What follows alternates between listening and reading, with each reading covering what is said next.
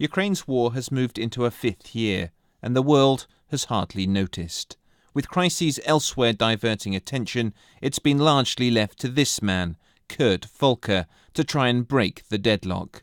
An unpaid envoy for the US government, he invited us to travel with him in eastern Ukraine. So we've come to the town of Popasna. This is in Ukrainian government-controlled territory. It's right near the front line, and indeed the observer mission who are based here, well, they had to pull back. They no longer stay here because it's just too dangerous.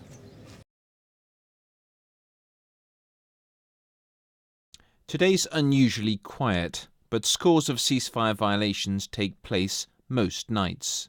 Much of it is documented by the international monitors. Do you feel like the world has forgotten this conflict, and does that worry you?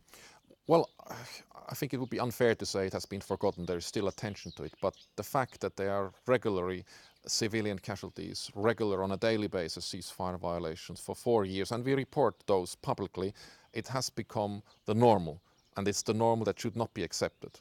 We watch as the envoy meets some of the many civilians who still live near the contact line.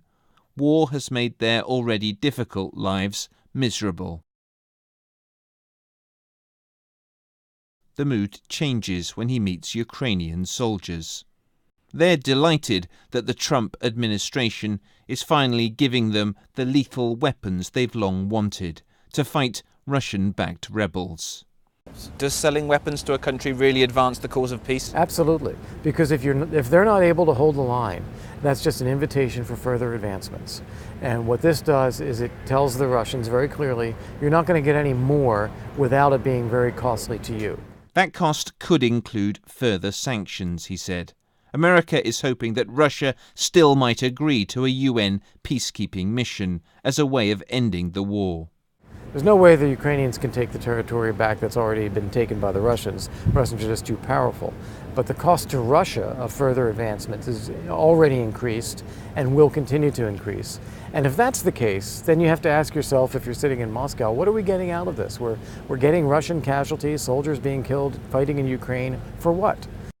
A good question, but for now there's no indication that Russia does want out, or even to talk. Relations with Moscow are at a historic low, and it's been 3 months since Mr. Volker even spoke to his Russian counterpart. Jonah Fisher, BBC News, Eastern Ukraine.